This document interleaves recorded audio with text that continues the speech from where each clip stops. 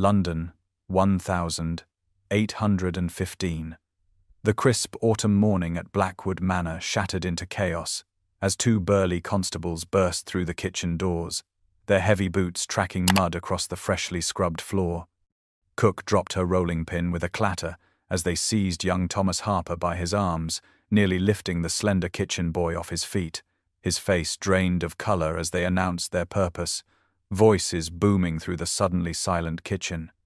The diamond and sapphire necklace of Her Grace, the Duchess of Blackwood, had been discovered missing from her jewelry case, and evidence pointed to Thomas as the thief.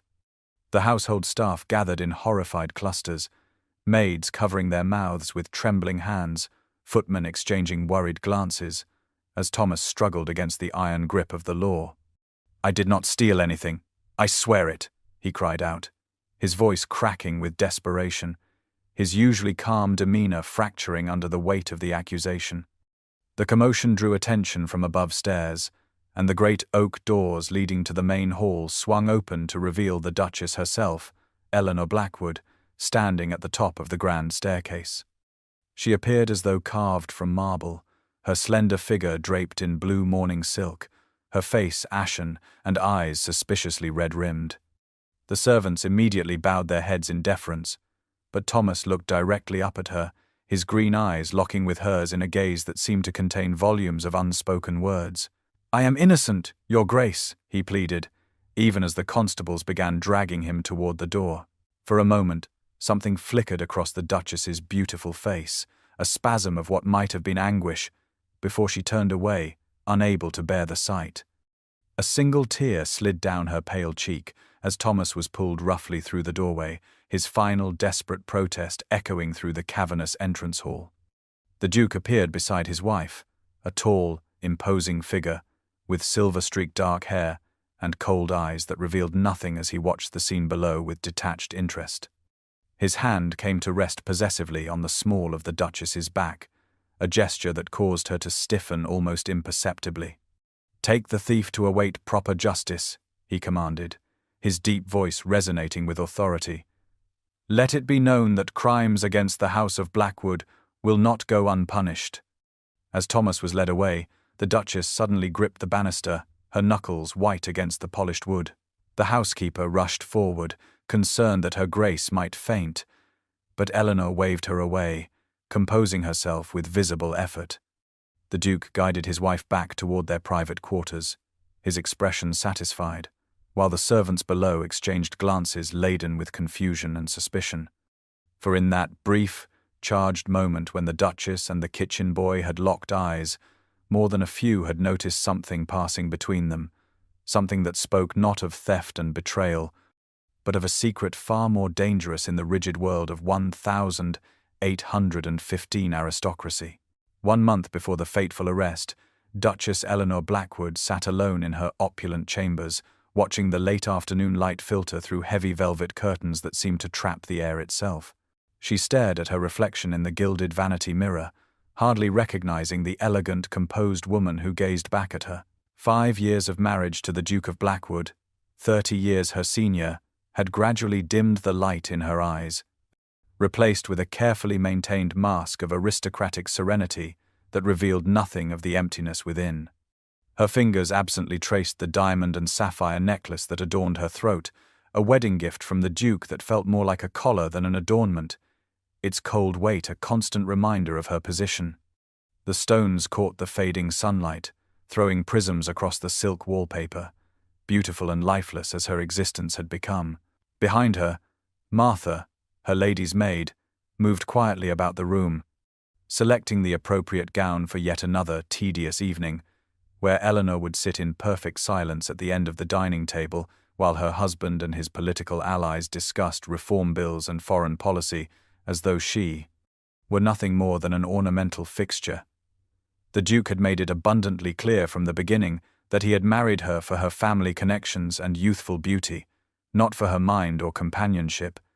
He neither sought nor valued her opinions, viewing her primary purpose as providing an heir for his ancient title, a duty at which she had thus far failed. Martha fastened the last of the pearl buttons running down the back of Eleanor's evening gown, a creation of emerald silk that complemented her auburn hair, but seemed to drain what little color remained in her cheeks. "Sometimes I wonder if anyone truly sees me at all," Eleanor confessed softly, the words slipping out before she could reclaim them. Martha paused, her hands hovering over the elaborate arrangement of curls she had just finished pinning into place. Her eyes met the Duchess's in the mirror, momentarily startled by this rare glimpse behind her mistress's careful facade. Eleanor immediately regretted the moment of vulnerability, forcing her lips into the practiced smile that had become her armor against the loneliness that threatened to consume her. The dinner bell echoed through the vast corridors of Blackwood Manor, summoning her to another evening of elegant suffocation. She rose from her dressing table, smoothing invisible wrinkles from her gown, and steeled herself for the performance ahead. Each step down the grand staircase felt like moving deeper into a beautiful prison, her jewels catching the light of 100 candles, dazzling and distracting from the quiet desperation in her heart. The Duke waited at the bottom of the stairs, his tall figure still commanding despite his advancing years, his eyes appraising her appearance with the detached interest of a man examining a prized possession. He offered his arm with practiced courtesy, leading her toward the dining room where his guests awaited. Eleanor slipped her hand into the crook of his elbow, her touch light, her smile perfect, her soul crying out for something, anything, that might feel like genuine human connection in this gilded cage she called home. The sweltering heat of Blackwood Manor's vast kitchen seemed not to touch Thomas Harper as he moved with quiet efficiency between tasks, his lean frame bending to stoke the fire, his quick hands chopping vegetables with precision that belied his mere 3 weeks of employment. Mrs. Winters, the formidable head cook who had ruled this domain for nearly 2 decades, watched the newest addition to her kitchen staff with growing approval, noting how he anticipated needs before they were voiced and completed each task without complaint or error. Unlike the other kitchen boys who had come and gone, this one possessed a certain refinement that piqued her curiosity, for despite his threadbare clothes and the calluses on his hands, Thomas Harper carried himself with unusual dignity. During the brief moments of respite between breakfast service and preparations for luncheon, while other servants gossiped or dozed on sacks of flour, Thomas would retreat to a quiet corner near the pantry window, where light filtered through dusty panes. From his pocket, he would withdraw a small, well-worn volume of poetry, his eyes moving across the pages with evident absorption, his lips occasionally forming the words silently as though tasting their syllables. The first time Mrs. Winters had discovered him thus engaged, she had nearly scolded him for idleness until she realized what he was doing, her astonishment rendering her momentarily speechless at the sight of a kitchen boy reading Wordsworth with apparent understanding. This peculiarity had not gone unnoticed by the other servants, whose whispers about the new boy grew more elaborate with each passing day. Some claimed he was the disgraced son of a merchant, others suggested he might be a gentleman fallen on hard times, while the more romantically inclined scullery maids speculated he could be a nobleman in disguise, working beneath his station for reasons of intrigue or broken heart. Thomas neither confirmed nor denied these rumors, responding to direct questions with polite vagueness that somehow discouraged further inquiry without seeming rude. Mr. Phillips, the butler, had initially viewed Thomas with suspicion, unusual education in servants, often leading to discontent and ideas above their station, but even he had grudgingly acknowledged the boy's exemplary work and respectful demeanor. "The boy has the hands of a worker, but the mind of a scholar," Mrs. Winters remarked to Mrs. Chambers, the housekeeper, as they observed Thomas explaining to a scullery maid why certain spices complemented particular meats, his explanation revealing knowledge of chemistry that went far beyond kitchen lore. When questioned about his background, Thomas would simply explain that his father had been employed as secretary to a country vicar who believed education should not be limited by station, allowing Thomas access to books and learning normally denied to those of his class. The truth, which he kept carefully guarded, was considerably more complex, involving a father who had sacrificed everything to educate his son in hopes of a better future, only to die of consumption before seeing those dreams realized, leaving Thomas with knowledge ill-suited to his new economic circumstances and responsibilities, to a mother and sister who now relied on his wages. As Thomas wiped his hands on his apron and returned to preparing vegetables for the Blackwood family's luncheon, he remained unaware that his presence in this great house would soon catalyze events that would forever alter not only his own destiny, but that of the melancholy Duchess who moved through gilded rooms above, as trapped in her world of privilege as he was in his of service. Dawn painted Blackwood Manor in gentle brushstrokes of pink and gold, the gardens still wrapped in morning mist as Eleanor slipped through the small side door normally used only by gardeners. These stolen moments before the household awakened were her sole reprieve from the suffocating propriety that governed her existence, the only time she could breathe freely without the weight of the Duchess title pressing upon her shoulders. She wore only a simple walking dress and light shawl, her auburn hair loosely braided rather than elaborately styled, making her appear younger and less formal than the composed figure who presided over formal dinners. The dew-dampened grass soaked the hem of her dress as she followed the winding path toward her favorite sanctuary, a secluded bench beneath an ancient oak tree hidden from view of the manor windows. As she rounded the hedge that concealed this private retreat, Eleanor stopped abruptly, discovering her secret place already occupied. A young man sat beneath the spreading branches, his back against the trunk, a small notebook balanced on his knee as his pencil moved swiftly across the page, his profile intent and absorbed in his task. Eleanor recognized him instantly as one of the new kitchen servants, though she had only glimpsed him briefly during her infrequent visits to the domestic regions of the house. Hearing her approach, Thomas looked up, his expression transforming from peaceful concentration to horrified embarrassment in an instant. He scrambled to his feet, nearly dropping his notebook, his face flushing crimson as he recognized the Duchess standing before him in the early morning light. "Your Grace, I beg your pardon," he stammered, bowing deeply, his voice cultured despite his obvious distress. "I know servants are not permitted in the formal gardens. I shall return to my duties immediately." Eleanor should have been affronted by this trespass, should have nodded coldly and watched him retreat to his proper place below stairs. But something in his manner, the notebook now hastily closed in his hand, sparked a curiosity that overrode convention. "What were you writing?" she asked softly, surprising herself as much as the young man before her. Thomas hesitated, clearly torn between the truth and a more prudent answer.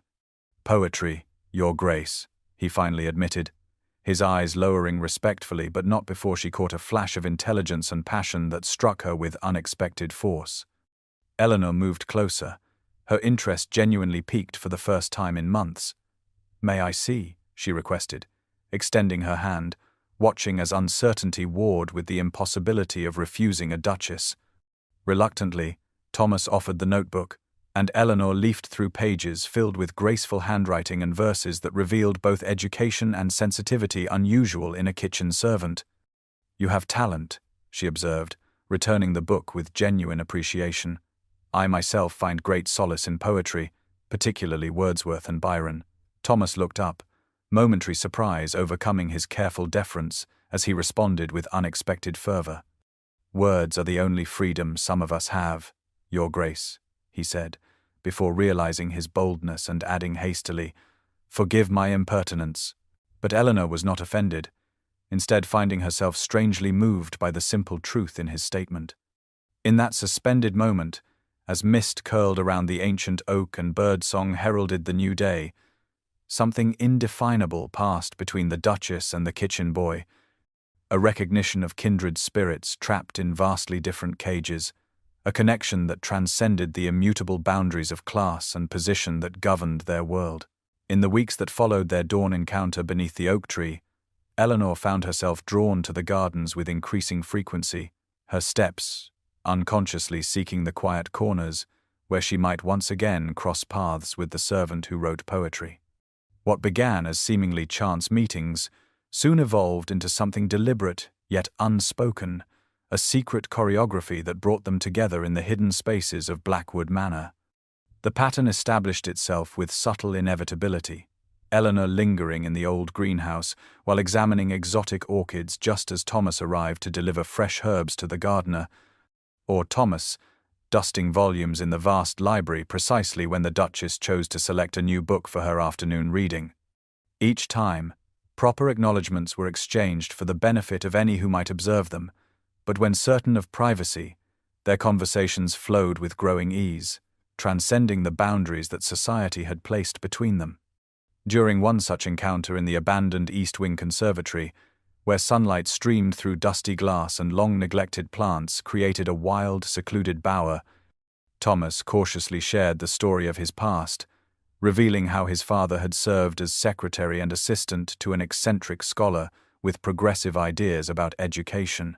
"I was apprenticed to Professor Winters at Cambridge, preparing to enter university myself," Thomas explained as they sat amid the forgotten greenery. Eleanor perched on a stone bench while he remained standing as propriety demanded, though the distance between them diminished with each meeting. "But then my father contracted consumption, and with his passing went all financial support. My mother and sister rely on my wages now, so here I am, chopping onions instead of translating Greek."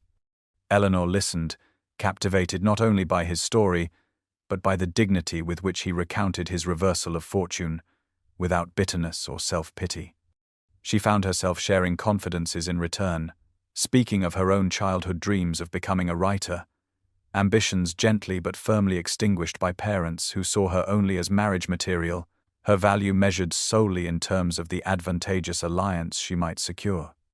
As spring advanced, warming the air and coaxing blossoms from every branch, they exchanged books and poems, Thomas discreetly leaving volumes marked with pressed flowers at their meeting places, Eleanor responding with notes hidden between pages, their literary discussions becoming increasingly intertwined with personal revelations.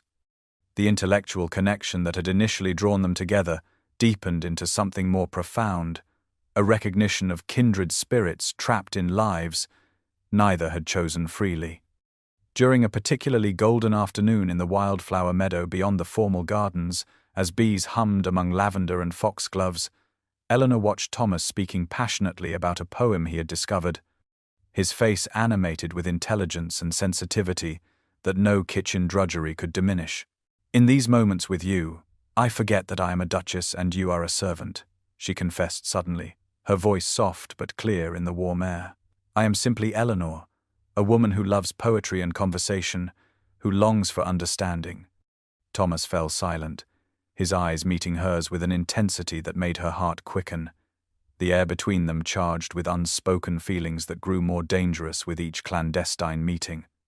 Neither acknowledged the precipice toward which they were inexorably moving, the impossible chasm between their worlds that no amount of shared literature could bridge, yet neither could bring themselves to end these precious interludes that had become essential to their existence, like water to parched earth or sunlight to winter-dormant flowers. The late spring evening had brought distinguished guests to Blackwood Manor, the dining table extended to its full, impressive length, and laden with silver and crystal that glittered in the candlelight. The Duke sat at the head, commanding the conversation as always, while Eleanor presided at the opposite end, her posture perfect, her emerald dinner gown complementing the diamonds at her throat. The conversation had turned to literature, specifically the controversial works of Lord Byron, whose personal scandals were as discussed as his poetry in London society. Eleanor, who had been silently attending to her role as hostess, felt a flicker of genuine interest for the first time that evening. "I found his Childe Harold quite moving in its depiction of solitude and alienation," she offered during a momentary lull, her voice soft but clear, the words inspired by recent discussions with Thomas, who had introduced her to passages she had never encountered in her sheltered reading. The table fell silent, not in consideration of her point but in surprise at her unexpected contribution. The Duke, who had been expounding on Byron's moral failings rather than his literary merits, turned his cold gaze toward his wife, his wineglass paused halfway to his lips. "My dear," he began, his tone dripping with condescension, "ladies rarely grasp the political implications of Byron's work, mistaking emotional indulgence for profound thought. Perhaps you might favor us with opinions on needlework or flower arrangements, subjects better suited to the feminine understanding. Laughter rippled around the table, the gentlemen raising their glasses in appreciation of the Duke's wit while the ladies exchanged knowing glances, their own intelligence similarly dismissed on countless occasions. Eleanor felt heat rising to her cheeks, the humiliation burning more fiercely for having momentarily forgotten her prescribed role in this carefully orchestrated performance of aristocratic life. She lowered her eyes to her plate, her appetite vanishing as she maintained the pleasant smile expected of her through 3 more excruciating courses. Later, when the guests had departed, and they retired to their private chambers, the Duke followed Eleanor into her room, dismissing her maid with a curt gesture. His tall figure loomed in the doorway, watching as she removed her jewelry with trembling fingers. That display at dinner was most unseemly, he stated without preamble, his voice hard with displeasure. I did not marry a bluestocking, nor do I wish to be contradicted in my own home. Eleanor turned to face him, summoning what dignity she could. I merely offered an opinion on the literature being discussed, she responded quietly, knowing even as she spoke that any defense would only further provoke his ire. The Duke crossed the room in 3 swift strides, his face uncomfortably close to hers, the scent of brandy heavy on his breath. You were not brought into this family for your mind, Duchess, but for your bloodline and womb, he said dismissively. Try to remember your purpose. After 5 years of marriage, I begin to question whether I made a sound investment. My sister assures me the failure to produce an heir must lie with you, as the Blackwood line has never lacked for fertility. His words struck like physical blows, each one calculated to wound where she was most vulnerable.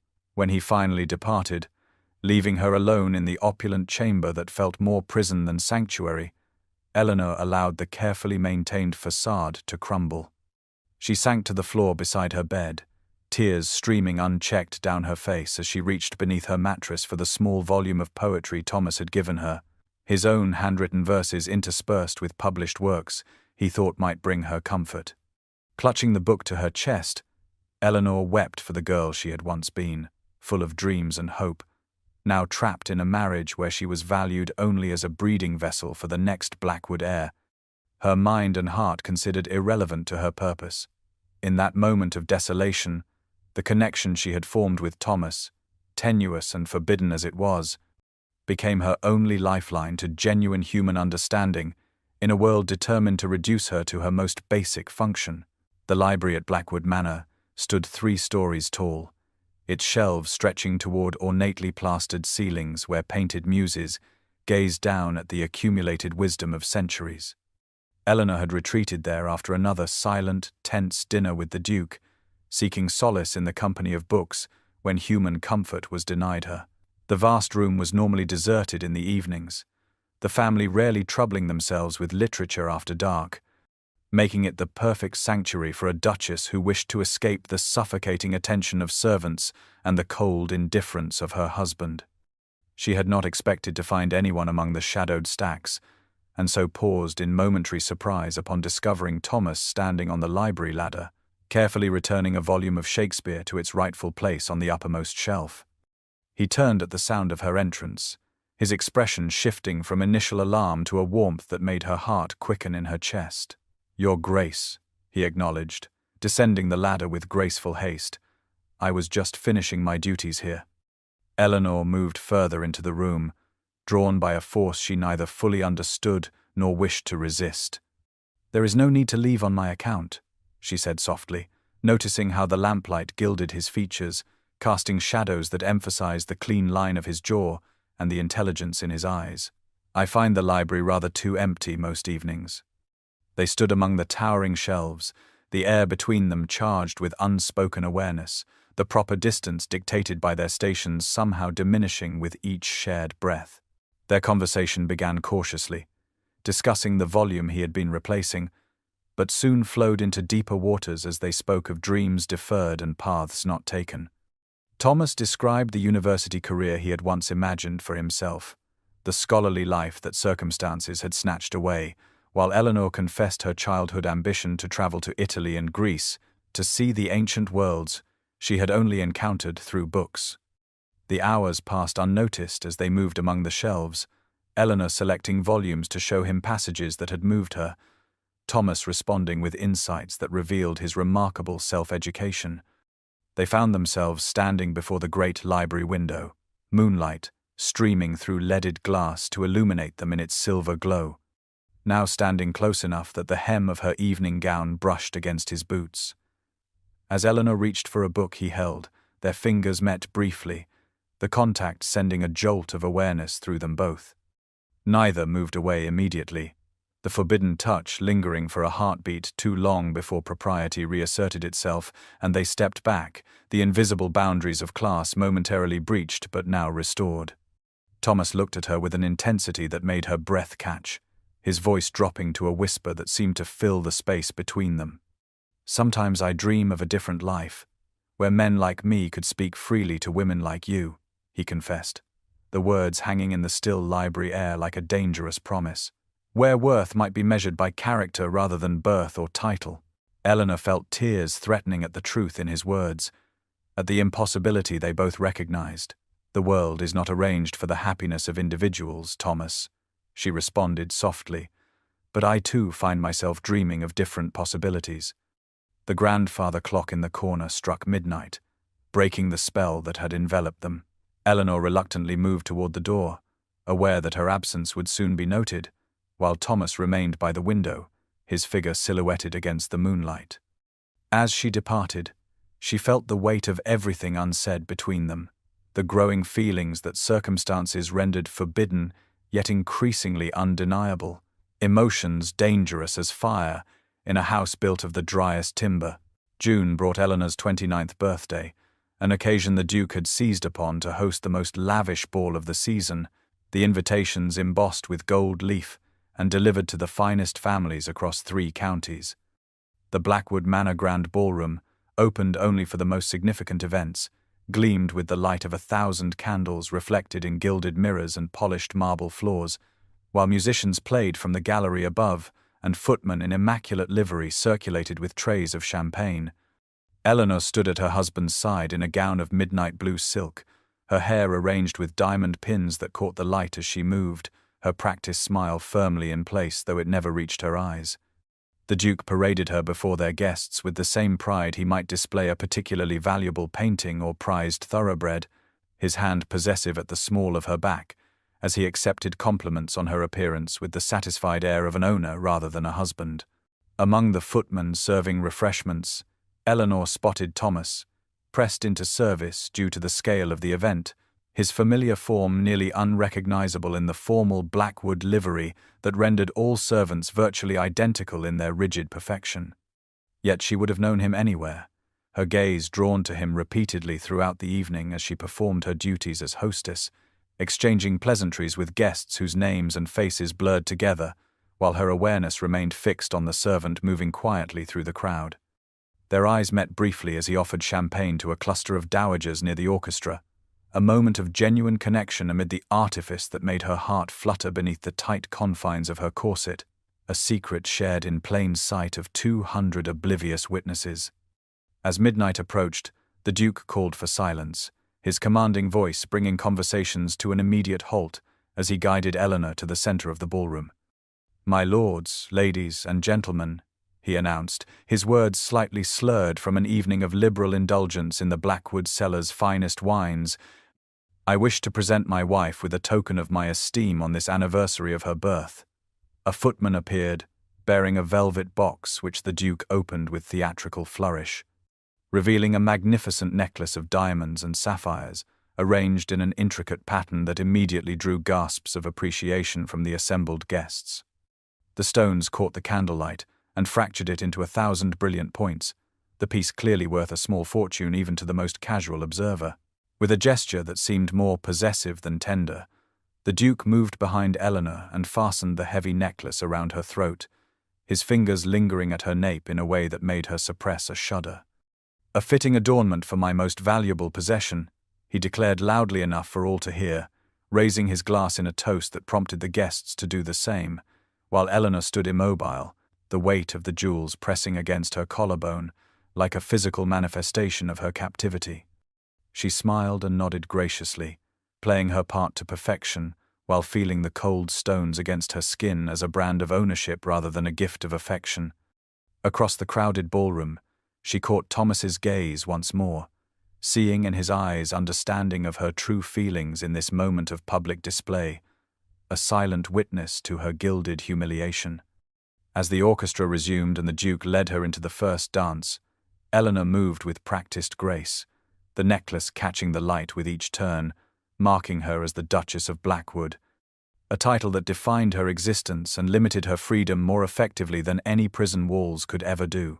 The celebration had long since ended, the guests departed for London townhouses or nearby country estates, but Eleanor found sleep impossible, her mind racing and her skin still crawling from the memory of the Duke's possessive display. The magnificent necklace now lay in its velvet case, removed from her throat the moment she could escape to her chambers, yet she still felt its phantom weight pressing against her skin.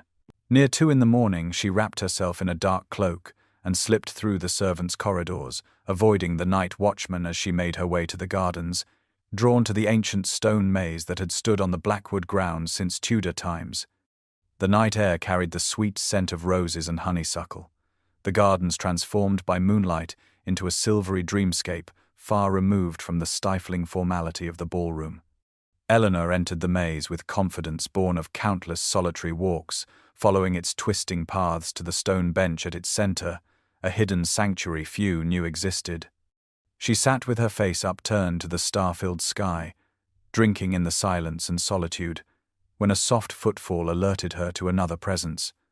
Thomas stood at the entrance to the central clearing, still in his footman's attire, though he had removed the powdered wig and formal jacket, his expression a mixture of surprise and concern. "Your Grace, I saw someone enter the maze and feared it might be an intruder," he explained, his voice barely above a whisper. "I should not have followed. Forgive me." Eleanor rose from the bench, her cloak falling open to reveal the simple white nightdress beneath, her hair loose around her shoulders in a manner no one but her maid had seen in years. "Do not go," she said, the words escaping before she could reconsider. "Please, Thomas, I cannot bear to be alone with my thoughts tonight." He hesitated only briefly before stepping into the moonlit clearing, keeping a respectful distance despite the absence of any witnesses to their impropriety. They spoke in hushed tones of the evening's events, Eleanor describing her feelings of humiliation at being displayed like a prized mare, her voice trembling with suppressed emotion. Thomas listened, his face reflecting anger on her behalf, his hands clenched at his sides as though physically restraining himself from reaching for her. The space between them seemed to contract with each passing moment, the air charged with unspoken longing that had built through weeks of stolen conversations and forbidden glances.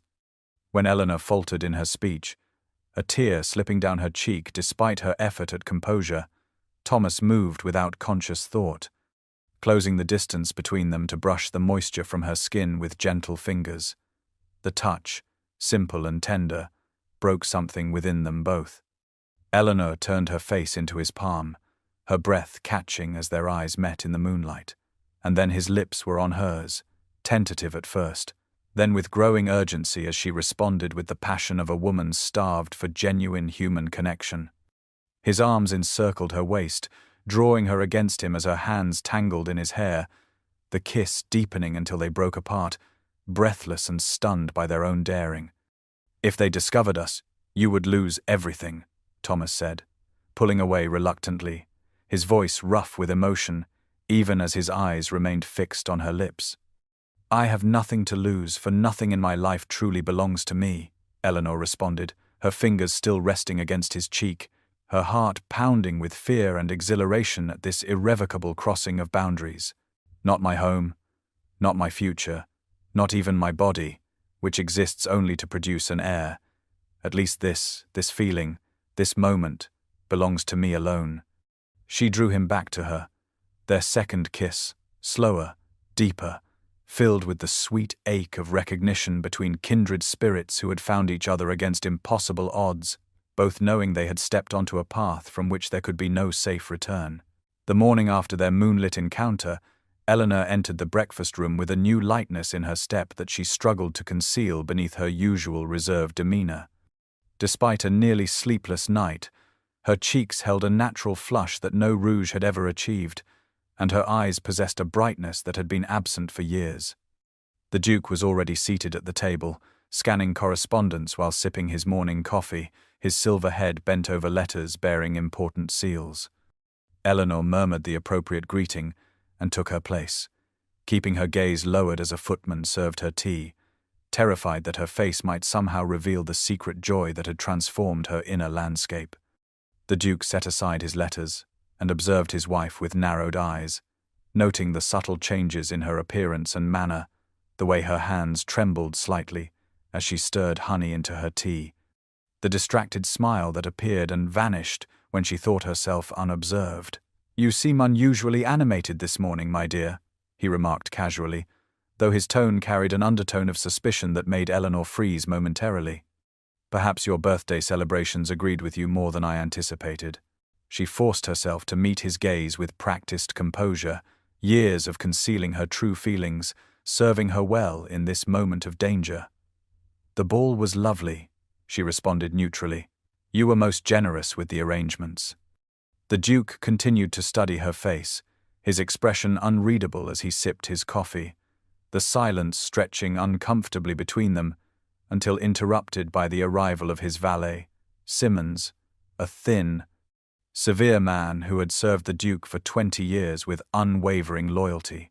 The Duke beckoned him closer, murmuring instructions while Eleanor pretended absorption in her breakfast, though her appetite had vanished entirely.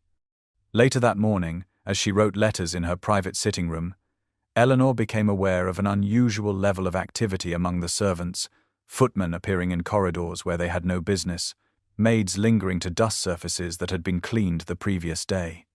The sensation of being watched prickled at her consciousness, confirmed when she glimpsed Simmons observing her from the gallery as she walked in the garden, his thin figure withdrawing quickly when she turned in his direction.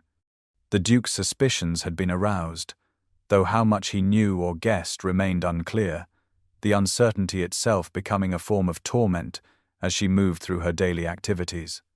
3 days later, Thomas managed to pass her a note during a chance encounter in the library, slipping the folded paper between the pages of the volume she had been examining.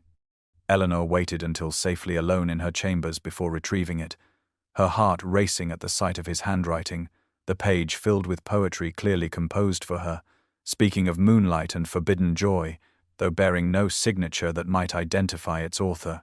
Unknown to her, this very note had been observed by a housemaid in Simmons' employ, who reported the exchange immediately to her master. That evening the Duke summoned Simmons to his study, the room dark save for a single lamp that cast long shadows across the oak-paneled walls. "Someone has caught my wife's attention," the Duke stated coldly, sliding the intercepted poem across his desk. "Find out who it is." The paper contained no name, nothing to identify its source beyond the handwriting itself, yet the content was unmistakable in its romantic intent, its references to moonlight and secret meetings damning evidence of conduct unbecoming a duchess. Despite the growing danger, Eleanor found herself unable to end her clandestine meetings with Thomas, their connection having become as essential to her as breathing. They exercised greater caution, meeting less frequently and in more secluded locations, yet both were aware of the increased scrutiny, the servants who appeared unexpectedly in previously deserted corridors, the sudden attention paid to Eleanor's movements by staff who had previously maintained a respectful distance from her private affairs. The abandoned greenhouse stood at the farthest edge of the Blackwood estate, its glass panes clouded with years of neglect, many cracked or missing entirely, allowing tendrils of ivy to creep across the iron framework. Unlike the immaculate central greenhouse where exotic specimens were cultivated for display in the manor, this forgotten structure had been deemed beyond repair and abandoned to nature's reclamation.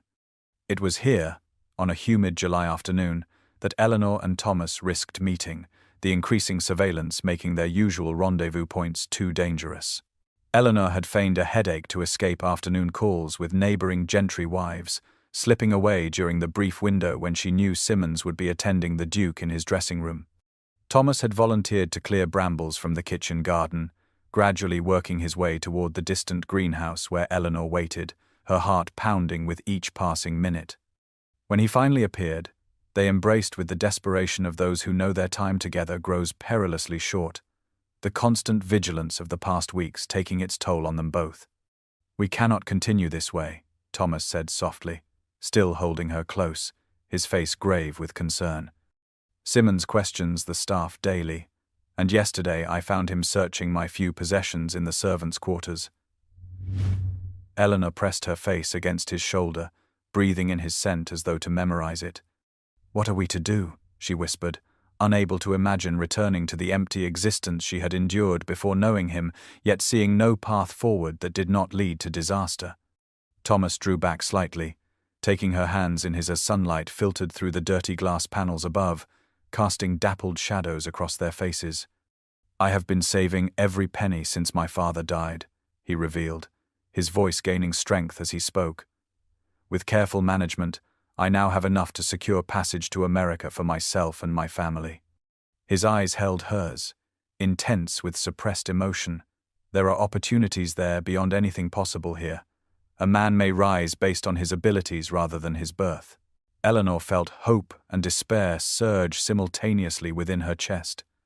"You must go," she urged, though the words felt like tearing her own heart from her body. "Take your mother and sister to safety before you are discovered." "But what of you?" he asked, his fingers tightening around hers.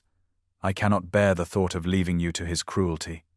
Eleanor had asked herself the same question countless times in recent days, examining her circumstances from every angle like a prisoner assessing the walls of her cell.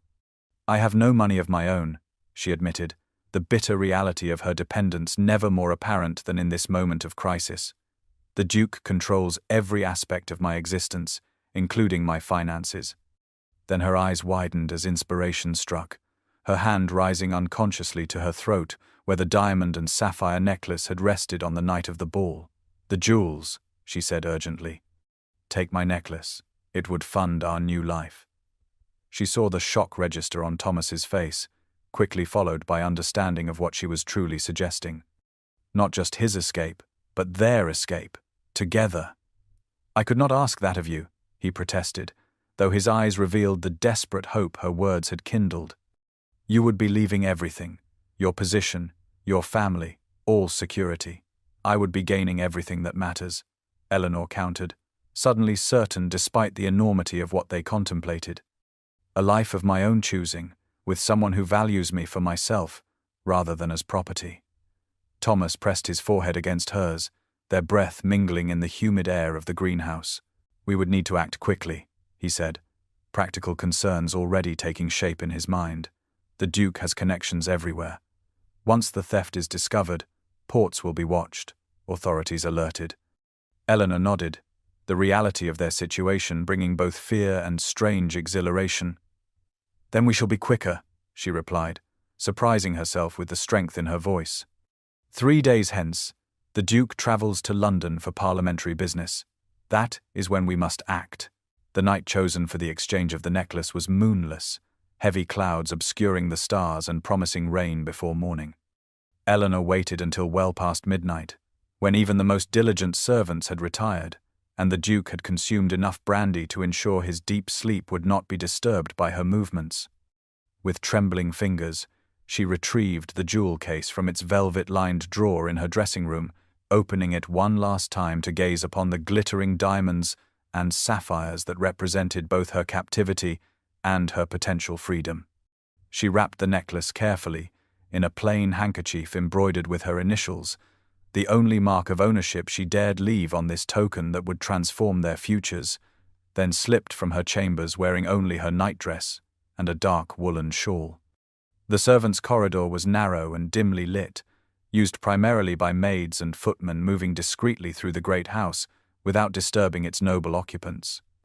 Eleanor had memorized the creaking boards to avoid, her bare feet making no sound on the worn wooden floors as she made her way toward the rendezvous point she and Thomas had agreed upon, a small alcove near the kitchen where linens were stored. The manor seemed to hold its breath around her, the familiar portraits of stern-faced Blackwood ancestors watching her rebellion with painted disapproval from shadowed walls. When she reached the alcove, Thomas was already waiting, his face tense with nervous anticipation as he stepped from the shadows to meet her. The corridor was silent and appeared deserted, yet neither of them noticed the small figure crouched in the darkness behind a stack of firewood further down the passage. The scullery maid Sally, whose loyalty to Simmons had been purchased with promises of advancement and protection from the cook's frequent scolding. Eleanor pressed the handkerchief-wrapped bundle into Thomas's hands, her fingers lingering against his as the weight of the jewels passed between them. A physical manifestation of the commitment they now made to each other and the risk they undertook together. He secured the package inside his shirt, close to his heart, the precious cargo that would purchase their future now hidden from sight. 3 days from now, meet me at the village church at midnight, Thomas whispered, his voice barely audible even in the silent corridor. My mother and sister will be waiting with a cart to carry us to Portsmouth. From there, we can secure passage on a merchant vessel bound for Boston. Eleanor nodded, fighting against the fear that threatened to overwhelm her at the enormity of what they planned, the comfort of the known, however oppressive, exerting its powerful pull against the terrifying freedom of an uncertain future. But looking into Thomas's eyes, seeing the tenderness and determination there, she found her resolve strengthening once more. I will be there, she promised softly. I am not afraid. Her hands betrayed her, trembling visibly despite her brave words, and Thomas captured them between his own, warming them with his touch as he had warmed her heart with his understanding. For a dangerous moment they stood too close, the temptation to embrace overwhelming, but awareness of their precarious situation kept them apart, the physical distance belying their now inextricably entwined fates. As Thomas slipped away toward the servants' quarters and Eleanor retraced her steps to her opulent prison, neither was aware of Sally scurrying through the back passages to the small chamber where Simmons slept, eager to report what she had witnessed and claim her reward for loyalty to the proper hierarchy of Blackwood Manor, setting in motion events that would bring their desperate plan crashing down around them before it had truly begun. Dawn had barely broken over Blackwood Manor when Sally, the scullery maid, crept nervously to the private quarters where Simmons maintained his sparse, meticulous rooms. She had waited through what remained of the night, too fearful to disturb the valet's rest, yet too anxious to seek her own, the weight of what she had witnessed making sleep impossible. Simmons answered her timid knock immediately, already dressed and groomed despite the early hour, his thin face betraying no surprise at her presence, as though he had expected this development. The girl stammered her report, describing in halting detail the midnight exchange between the Duchess and the kitchen boy, the wrapped package passing between them, the whispered arrangements for meeting at the village church 3 nights hence. Simmons listened in silence, his expression unchanging, save for a tightening around his colorless lips, and when Sally finished her account, he pressed a single silver coin into her palm, dismissing her with instructions to speak of this to no one. The valet moved through the quiet house like a shadow, his footsteps making no sound on thick carpets as he approached the Duke's private chambers, entering without knocking, as was his privilege after 2 decades of service. The Duke, still in his dressing gown and breaking his customary fast with strong coffee, looked up with mild irritation at this unexpected interruption of his morning routine. Your Grace, Simmons began, his voice pitched low despite the closed door and empty hallway beyond. I believe I have discovered the nature of Her Grace's inappropriate attachment. The Duke set down his cup with deliberate care, his eyes sharpening with interest as Simmons related the scullery maid's observations, including the planned escape and the mysterious package exchanged. When the valet concluded his report, the Duke remained silent for several moments, his face betraying nothing of his thoughts as he gazed out the window at the immaculate gardens below. A lesser man might have erupted in fury, might have summoned his wife immediately to confront her with her betrayal, but the Duke of Blackwood had not maintained his position of power and influence through impulsive action. Instead, he considered the situation with the same calculated precision he applied to political maneuvers or financial investments, weighing various responses and their potential consequences. The kitchen boy, you say, he finally remarked, his voice dangerously soft.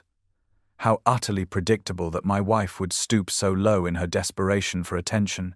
And this package, have you any idea what it contained? Simmons hesitated briefly. I cannot be certain, Your Grace, but given the timing and the planned departure, I suspect it may be the diamond and sapphire necklace presented to her grace on her birthday." The Duke's expression hardened, the only visible sign of his rage, the slight whitening of his knuckles as he gripped the arm of his chair. Rather than confronting my wife immediately, he said coldly after another calculated pause, "I believe we shall make an example of her paramour first. Let us see how devoted my wife remains when her lover rots in prison for theft." A flicker of satisfaction crossed his face as he elaborated on his strategy.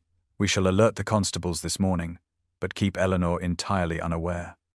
Let her continue her daily routine, perhaps even planning for her grand escape, while her accomplice is arrested and charged with a crime that will see him transported or hanged."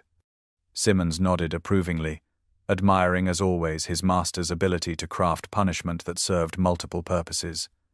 "I shall send word to the magistrate immediately, Your Grace." The Duke rose from his chair, moving to the window to gaze down at the estate that bore his family name, generations of Blackwood power and privilege embodied in stone and land. "When the boy is arrested," he added as though considering a minor detail of a dinner menu, "ensure it happens in full view of the household staff. I want witnesses to his disgrace, and I want my wife to see the consequences of her foolishness firsthand." When Simmons had departed to carry out his instructions, the Duke remained at the window, his reflection in the glass revealing not the pain of a betrayed husband, but the cold fury of a man whose possession had dared assert independence. What his wife failed to understand, what she had never grasped throughout their marriage, was that he would sooner see everything he owned destroyed than surrendered to another, particularly something that bore his name and represented his legacy to the world. The morning that would shatter the fragile plans of Eleanor and Thomas dawned bright and clear, summer sunlight streaming through the kitchen windows and glinting off copper pots as the staff prepared breakfast for the household. Thomas moved among them with careful nonchalance, betraying nothing of the precious cargo hidden beneath the floorboards of his small chamber, nor the desperate hope that had sustained him through a sleepless night. 3 more days, he reminded himself as he chopped vegetables for the morning meal. 3 more days until freedom beckoned, until he could leave behind the rigid hierarchy that had determined his fate since birth. The sudden bang of the kitchen doors flying open startled everyone, conversation dying instantly as 2 constables in their distinctive uniforms entered, mud from their heavy boots streaking the scrubbed stone floor. Cook dropped her rolling pin with a clatter as they announced their purpose, their voices carrying an official weight that brought immediate silence. "We seek Thomas Harper, accused of the theft of Her Grace the Duchess of Blackwood's diamond and sapphire necklace," the taller constable declared, his gaze sweeping the room until it settled on Thomas, who stood frozen beside the preparation table, knife still in hand. The shock that coursed through him was visceral, his face draining of color, as understanding dawned. They had been discovered, betrayed by some unknown observer, their desperate plan collapsing before it had truly begun. The constables moved forward with grim purpose, seizing Thomas by the arms even as he struggled to maintain composure, his mind racing to comprehend how this had happened, how they could possibly know. The staff gathered in horrified clusters, whispers spreading like wildfire through the kitchen as Thomas found himself being dragged toward the main hall. "I did not steal anything. I swear it," he protested, the desperation in his voice genuine, even as he recognized the futility of his words against the power arrayed against him. The necklace had indeed been taken, though not stolen, the distinction meaningless in the eyes of the law when a servant possessed the property of nobility. The commotion drew attention throughout the manor, and as Thomas was pulled into the entrance hall, he saw Eleanor appear at the top of the grand staircase, her face a mask of horror as she comprehended the scene below. Their eyes met across the distance, a moment of silent communication that contained all their broken dreams and desperate love. He watched as a tear slid down her pale cheek, a single betrayal of emotion before she turned away, unable to bear witnessing his disgrace, yet powerless to stop it without condemning herself alongside him. The Duke materialized beside his wife, his tall figure imposing in his perfectly tailored morning coat, his expression revealing nothing as he observed the fruits of his calculated revenge. "Take the thief to await proper justice," he commanded, his deep voice carrying effortlessly to the furthest corners of the hall.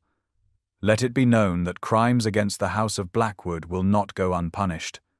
Thomas felt himself being dragged backward toward the door, his last glimpse of Eleanor showing her gripping the banister with white-knuckled intensity as though it were the only thing keeping her upright. He wanted to call out to her, to somehow communicate that she should save herself, abandon their plans, deny any knowledge of his actions, but the words died in his throat as the great doors closed between them. As Thomas was led away across the gravel drive toward the waiting cart that would carry him to the magistrate, he realized with bitter clarity the perfect trap that had been laid. The Duke had chosen public humiliation rather than private confrontation, ensuring maximum witnesses to the servant's disgrace while carefully observing his wife's reaction. It was a masterful strategy that maintained the Duke's dignity while utterly destroying their dreams of escape. A cold-blooded revenge that demonstrated why the Blackwood name had commanded fear and respect for generations. The moments after Thomas's arrest passed in a blur for Eleanor, her body moving through the familiar patterns of aristocratic composure while her mind reeled with horror. She allowed herself to be guided back to her chambers by a concerned Martha, maintaining an expression of mild distress appropriate for a duchess witnessing a disturbance among the staff, nothing more. Only when the heavy door closed behind them did Eleanor's careful facade crumble, her legs giving way as she collapsed onto the chaise longue, her entire body trembling with suppressed emotion. The betrayal, the timing, the public nature of the arrest, all bore the unmistakable hallmark of her husband's calculating cruelty. Martha moved quickly to prepare a cup of chamomile tea with trembling hands, her own face pale with worry as she watched her mistress pace the chamber like a trapped animal once she had regained the strength to stand. Eleanor's thoughts raced in frantic circles, seeking some explanation, some escape from the trap that had closed around them. The necklace remained hidden in Thomas's possession, damning evidence that would condemn him beyond any hope of redemption in the eyes of the law. "Martha, how quickly do theft cases proceed when nobility is involved?" Eleanor asked suddenly, her voice barely above a whisper as she paused before the window, staring blindly at the gardens below where she had first encountered Thomas in what now seemed another lifetime. The maid hesitated, clearly reluctant to deliver more distressing news. "I heard from Mr. Phillips that the magistrate has already been summoned, Your Grace," Martha finally admitted, her voice heavy with dread. "They plan to try him tomorrow morning at first light." An unusually swift proceeding, driven no doubt by the Duke's influence. Eleanor pressed her hand against the cool glass of the window, as though seeking to absorb some strength from its solid presence. "He will hang for a crime he did not commit," she whispered, fresh tears spilling down her cheeks as the full horror of their situation crashed over her. "Worse still, his mother and sister will lose their sole means of support." Martha approached cautiously, her loyalty to Eleanor warring with her lifelong understanding of the rigid social order that governed their world. "If you speak the truth, Your Grace, you will face your husband's wrath," she warned softly, her eyes reflecting genuine concern for the woman she had served since Eleanor's marriage. The Duke is not known for his mercy, even toward those of his own class, let alone his wife. Eleanor turned from the window, her expression shifting from despair to a strange, calm resolution as she considered her options with newfound clarity. What remained for her at Blackwood Manor? Years of cold contempt, of being valued only for the children she had thus far failed to produce, of existing as an ornament to a man who saw her as nothing more than another possession to be controlled and displayed. Against this stood the certain knowledge that her silence would condemn an innocent man to death, a man whose only crime had been to see her as a person worthy of love and respect rather than as the Duchess of Blackwood. "If I remain silent, I condemn not only Thomas but my own soul," Eleanor said quietly, moving to her dressing table where she began to remove the pins from her hair with deliberate care, as though preparing for a significant occasion rather than the potential destruction of her social existence. "I have lived in fear of my husband for 5 years, Martha. Perhaps it is time I discovered whether there are worse fates than his disapproval." The maid watched with growing alarm as Eleanor methodically changed from her morning dress into the most formal of her day gowns, a deep blue creation that lent authority to her slender figure. "Her Grace, I beg you to reconsider," Martha pleaded, recognizing the determination that had transformed her mistress's face from its usual mask of resigned politeness to something altogether more formidable. "The consequences, should you interfere," the maid continued, only to be silenced by Eleanor's raised hand. "There are worse prisons than disgrace, Martha," Eleanor stated with quiet conviction, securing her hair in a simple but elegant arrangement that emphasized the newfound strength in her bearing. "And I have been imprisoned long enough." The village courthouse stood at the center of town, a stolid stone structure dating from the previous century, its interior dominated by dark oak panels and worn benches, where the local population now pressed together in unprecedented numbers, drawn by rumors of theft, aristocracy, and scandal. The early morning sunlight slanted through narrow windows, illuminating motes of dust that danced in the air as Magistrate Sir William Pembroke took his place on the raised dais, his expression grave beneath his white powdered wig. Thomas Harper stood in the dock, his wrists bound by iron shackles, yet his bearing remained dignified despite the night spent in the dank village jail cell and the hostile murmurs that rippled through the crowd.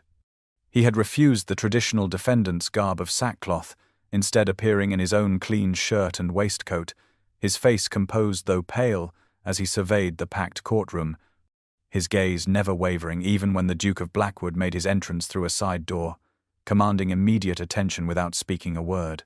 The proceedings began with formal charges, the clerk reading out the accusation in sonorous tones that echoed against stone walls, the theft of a diamond and sapphire necklace valued at 800 guineas from Her Grace, the Duchess of Blackwood, a crime punishable by death or transportation.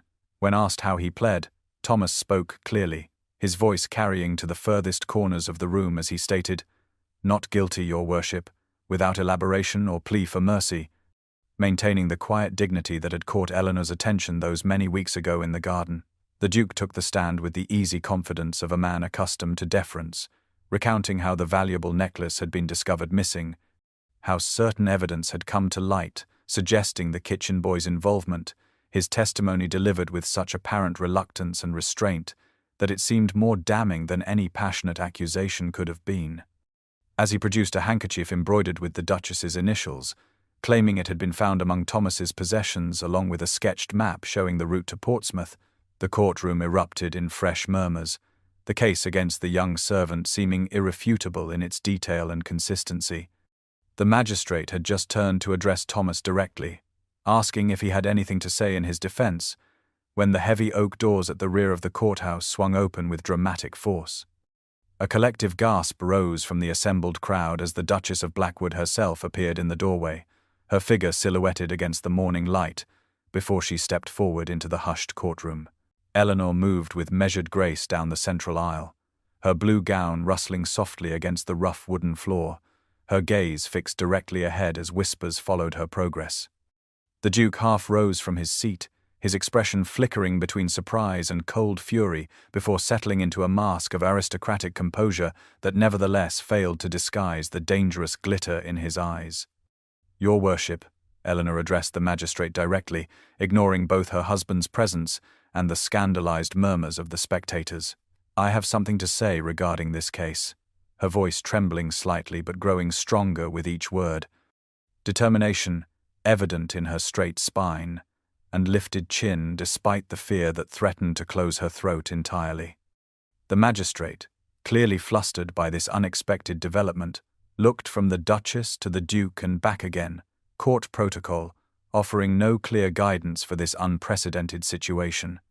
The room held its collective breath, the air thick with tension as Eleanor stood before the court, poised on the knife edge of decision, knowing that her next words would irrevocably alter not only Thomas's fate, but her own, the familiar constraints of her life about to shatter beneath the weight of the truth she had come to speak.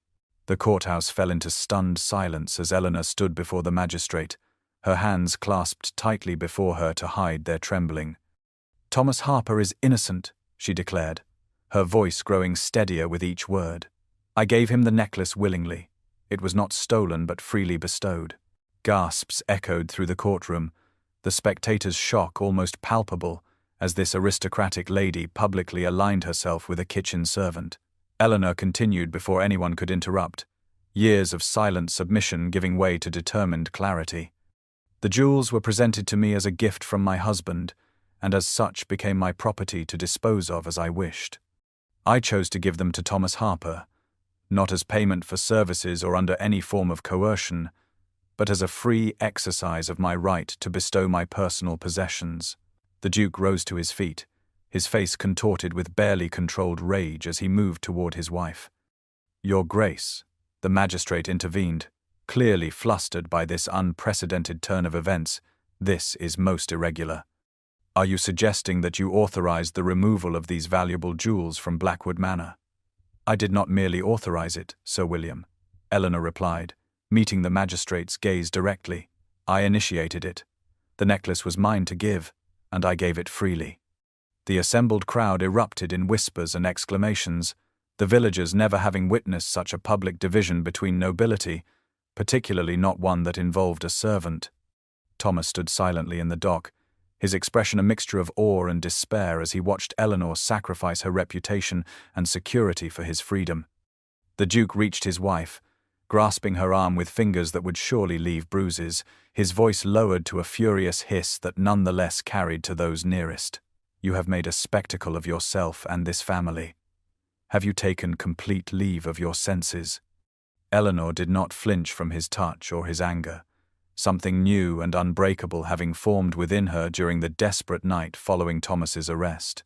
"No," she responded, her voice soft but firm, audible in the hushed courtroom. "I have finally found my voice. Through 5 years of marriage, I have been silent, decorative, obedient. Today I speak the truth, regardless of the consequences." Tears slid down her cheeks, but she remained standing tall, her gaze never wavering as she addressed the magistrate once more. "If there is any crime here, Sir William, it lies with me, not with this man. I alone made the decision to dispose of my jewels as I saw fit. If the law requires punishment for this act, then it should fall upon my shoulders, not his." Throughout the courtroom, women of all stations exchanged glances of mingled shock and admiration, while the men shifted uncomfortably, the Duchess' unprecedented declaration, challenging the very foundations of property and marriage that governed their society. The magistrate cleared his throat repeatedly, clearly at a loss for how to proceed in a case that had transformed from simple theft into something far more complex and potentially scandalous, involving not just aristocratic property, but aristocratic marriage, and a woman's right to self-determination.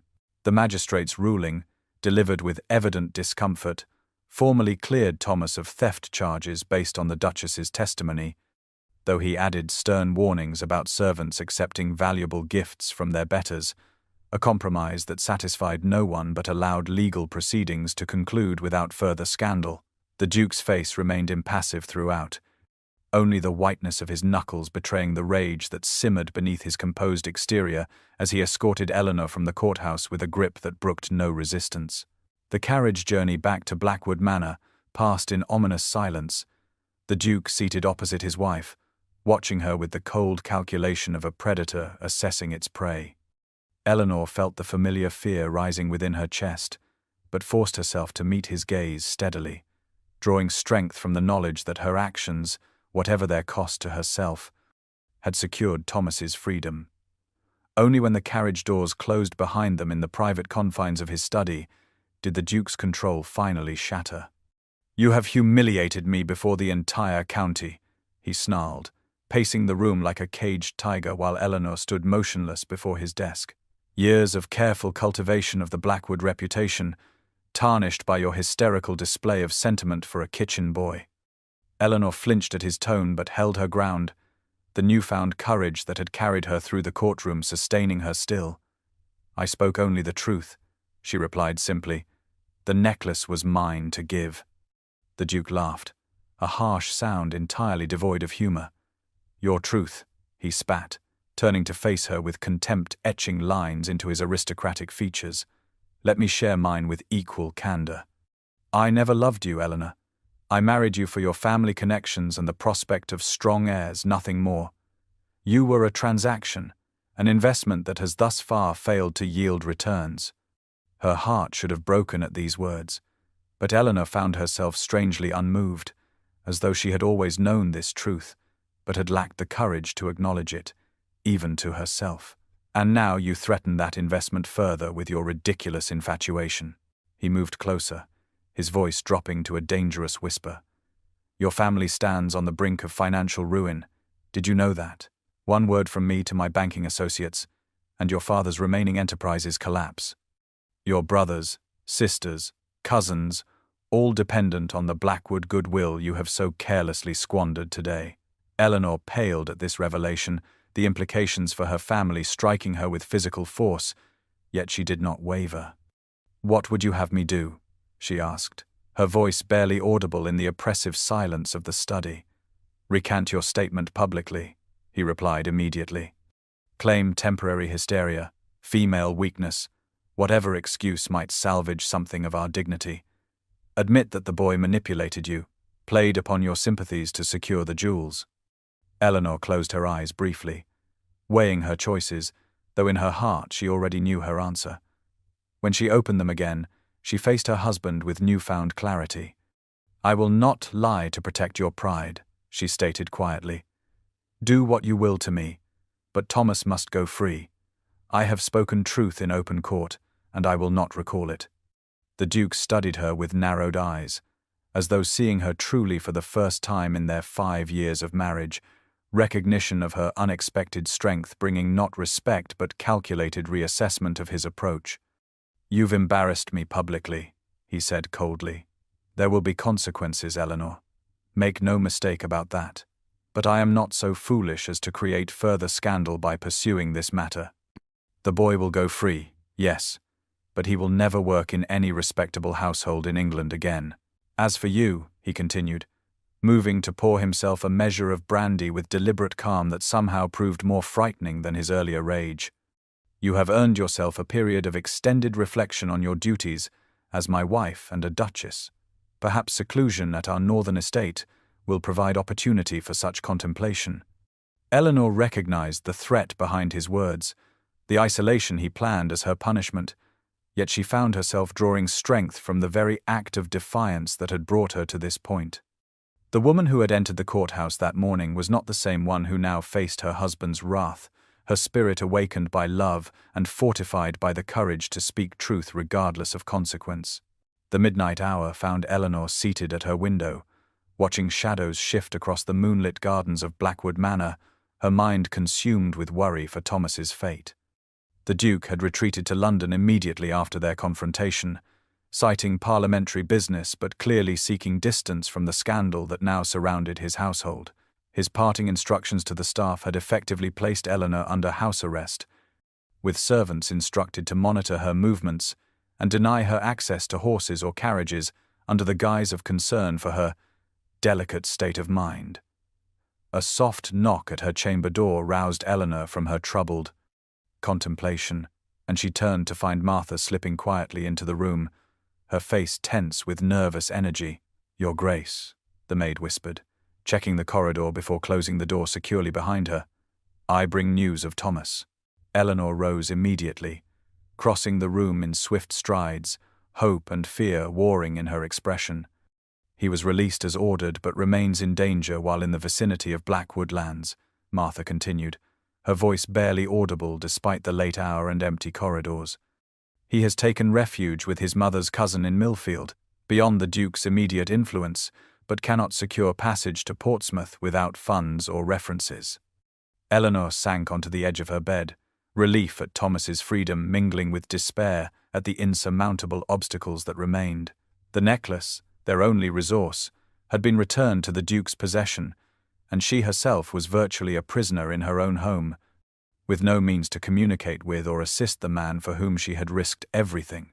Her desperate reflections were interrupted by another knock, this one firmer and more authoritative, causing Martha to freeze in alarm before hurriedly assuming the posture of a maid attending to evening duties.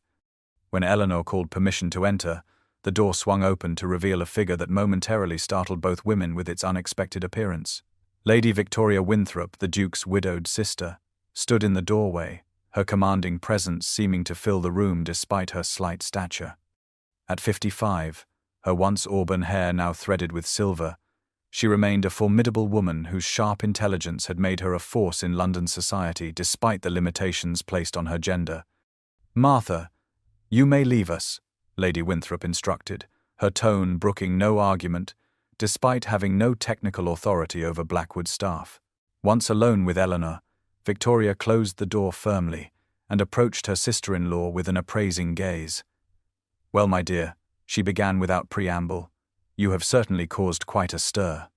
I received 3 separate letters from London acquaintances before I had even finished my morning chocolate, all detailing your courtroom declaration with varying degrees of accuracy." Eleanor stiffened, preparing herself for condemnation from this unexpected quarter, only to be surprised by the faint smile that crossed Victoria's lined face. "Courage has always been in short supply among the women who marry into the Blackwood family, myself included," Victoria continued, seating herself beside Eleanor on the bed with a familiarity they had never before shared. "I find myself rather admiringly scandalized by your actions." When Eleanor remained speechless with surprise, Victoria patted her hand with unexpected gentleness. "I, too, once found myself drawn to someone deemed unsuitable by my family," she confessed, her voice softening with the weight of old memories. "A tutor employed to improve my Italian before my first season. Unlike you, I lacked the courage to defy my father when he dismissed the young man without references. I have often wondered what became of him, and of the woman I might have been had I found the strength you demonstrated today. My brother has always been cruel, Eleanor," Victoria continued, her gaze direct and unflinching. "Even as a child, he took pleasure in power and control above all else. Perhaps it is time someone stood against him, and I find myself surprisingly pleased that it should be you, the quiet bride everyone underestimated." Eleanor stared at her sister-in-law, scarcely able to believe this unexpected alliance. "But what can be done?" she asked finally, her voice barely above a whisper. "The Duke controls everything. My movements, my resources, my future." A slow, determined smile spread across Victoria's face, revealing a family resemblance to the Duke that had never before been apparent, though in her it spoke of resolution rather than cruelty. "I am not without resources or connections of my own, my dear," she replied. "And unlike my brother, I have always believed that a woman deserves the right to determine her own destiny, even when that destiny defies convention." The summer rain that had threatened since dawn finally broke as Eleanor's carriage reached the crest of the hill overlooking Blackwood lands for what she knew would be the final time. 3 months had passed since her dramatic courthouse declaration, months of legal maneuvers, private investigations, and delicate negotiations orchestrated by Lady Winthrop with formidable efficiency. Eleanor watched raindrops trace patterns on the carriage window, each mile increasing the distance between herself and the life that had held her captive for 5 years. The Duke had underestimated his sister's influence and determination, never imagining that Victoria would not only stand as Eleanor's champion, but would methodically document his years of emotional cruelty, gathering testimony from servants and acquaintances alike to build an unassailable case. When presented with evidence that could destroy not only his reputation, but potentially his political career, the Duke had grudgingly agreed to an annulment on grounds of non-consummation, a face-saving fiction that preserved his pride while granting Eleanor her freedom without the scandal of divorce. The carriage slowed as it approached a small country inn, where a familiar figure waited beneath the shelter of an ancient oak tree, his tall form immediately recognizable, despite the simple gentleman's clothing that had replaced his servant's garb. Thomas Harper stepped forward as the carriage door opened, his face transforming with joy at the sight of Eleanor, though propriety kept him from reaching for her until they were safely inside the vehicle and moving once more along the rain-soaked road. "These past weeks," he began, his voice rough with emotion as they settled side by side on the carriage seat, "I feared the Duke might still find some way to prevent your freedom." "He has tried," Eleanor admitted, removing her gloves to reveal hands free of wedding rings or ducal crests. "But your new employer proved more formidable than even he anticipated. Lady Winthrop not only secured my annulment but has arranged for your position as her secretary and companion, a role that finally puts your education to proper use." Thomas smiled, still marveling at the unexpected turn their fortunes had taken. "Who would have imagined that the fearsome Lady Winthrop would become our champion?" he said softly, reaching hesitantly to take Eleanor's hand in his, the touch still new and wondrous despite the depth of feeling between them. "Her country estate near the Scottish border will provide safe harbour, while society gossip runs its inevitable course," Eleanor replied, her fingers interlacing with his. "In time, perhaps a year or two, we might consider a quieter life elsewhere, perhaps even America as we once dreamed, but for now, we have honest work, comfortable accommodation, and most importantly, our freedom."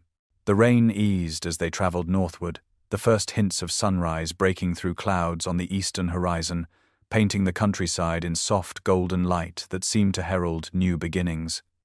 Eleanor found herself studying Thomas's profile, noting how the worry lines that had marked his face during their secret meetings at Blackwood had eased, replaced by an expression of quiet contentment that matched the peace growing within her own heart. "We are neither servant nor Duchess now," Thomas observed as they watched the sunrise from the carriage window, his voice filled with wonder at the transformation of their circumstances. "No," Eleanor agreed softly, turning to meet his gaze with newfound serenity. "We are simply two people who found the courage to choose their own fate."